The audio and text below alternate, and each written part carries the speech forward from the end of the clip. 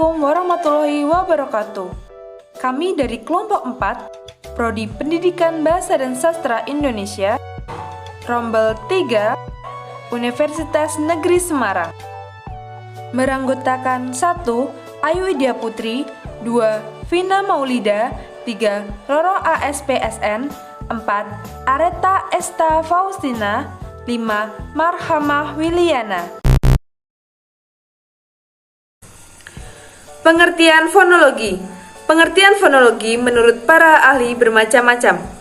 Dari bermacam-macam pengertian tersebut, fonologi dapat diklasifikasikan menjadi 3, yaitu secara harfiah, aliran Eropa, dan aliran Amerika. Secara harfiah, fonologi berasal dari kata fon, berarti bunyi, dan logos yang berarti ilmu. Jadi, fonologi adalah ilmu tentang bunyi bahasa. Menurut aliran Praha atau Eropa, fonologi sama dengan fonemik. Menurut aliran Praha, fonologi adalah ilmu yang menyelidiki bunyi-bunyi bahasa dengan memperhatikan fungsinya sebagai pembeda arti. Menurut aliran Amerika, fonologi mencakup 2 bidang, yaitu fonetik dan fonemik. Menurut aliran Amerika, fonologi adalah ilmu yang menyelidiki bunyi-bunyi bahasa tanpa memperhatikan fungsinya sebagai pembeda arti dan menyelidiki bunyi-bunyi bahasa dengan memperhatikan fungsinya sebagai pembeda arti. Fonetik. Menurut Lapoliwa, fonetik adalah kajian proses terjadinya bunyi-bunyi bahasa melalui pembentukan bunyi oleh pembaca sampai dengan pendengar menyadari bunyi-bunyi yang diterima. Berdasarkan pengertian menurut Lapoliwa, fonetik ada 3 jenis, yaitu fonetik akustis, auditoris, dan organis. Fonetik akustis menyelidiki bunyi bahasa menurut aspek-aspek fisiknya sebagai getaran udara.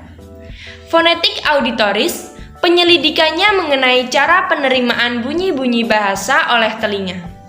Sedangkan yang terakhir yaitu fonetik organis menyelidiki bagaimana bunyi-bunyi bahasa dihasilkan dengan alat-alat atau organ bicara. Bagan jenis fonetik. Bagan jenis fonetik dibagi menjadi 3. Yang pertama, penutur. Alat-alat bicara sistem artikulasi manusia, fonetik organis untuk sebagian besar termasuk linguistik. Yang kedua, getaran-getaran udara yang dihasilkan, fonetik akuistik untuk sebagian besar termasuk fisika. Yang ketiga, pendengaran telinga sistem neurologisnya, fonetik audience untuk sebagian besar termasuk neurologi. Dari ketiga jenis fonetik tersebut, yang dikaji oleh ahli bahasa adalah fonetik organis. Yang dipelajari dalam fonetik organis adalah sebagai berikut. A. Alat-alat bicara penghasil bunyi bahasa. B. Cara menghasilkan bunyi bahasa oleh alat bicara. C. Pendaftaran bunyi-bunyi bahasa. D. Pengklarifikasi bunyi-bunyi bahasa. Selanjutnya, hal pertama yang perlu diuraikan dalam fonetik organis adalah artikulasi. Artikulasi sendiri merupakan alat-alat bicara yang dimiliki oleh manusia. Alat-alat bicara manusia dapat digambarkan sebagai berikut ini. Nah, selanjutnya kita akan mempelajari alat-alat bicara yang akan kita gunakan untuk menghasilkan bunyi-bunyi bahasa yang akan kita pelajari dalam materi berikut ini. Nah, pertama ada paru-paru, ada batang tenggorokan, ada pangkal tenggorokan, ada pita-pita suara, ada akar lidah, pangkal lidah, ujung lidah, rongga mulut, gigi atas, gigi bawah, gusi, dan masih banyak lagi. Nah, untuk gambar selengkapnya, kalian teman-teman semua bisa lihat gambar di samping ya. Di situ udah diterangkan secara jelas dan rinci di mana tempat-tempat alat bicara tersebut terletak. Apabila istilah-istilah ini dipakai dalam bentuk kata sifat, maka biasanya kita meminjam kata sifat itu dari bentuk latinnya, yang sering kita lihat pula dalam istilah Inggris. Misalnya, kita tidak lazim memakai istilah bunyi bibir, atau bahkan hampir tidak ada yang memakai dan menyebutkan bahwa itu bunyi bibir atau bunyi gigi, melainkan bunyi labial dan bunyi dental. Nah, untuk memudahkan kita dalam menggunakan istilah-istilah semacam itu, maka di sini kita akan coba lihat satu persatu istilah-istilah yang sering dipakai dalam artikulasi. kurang lebih ada 14 istilah.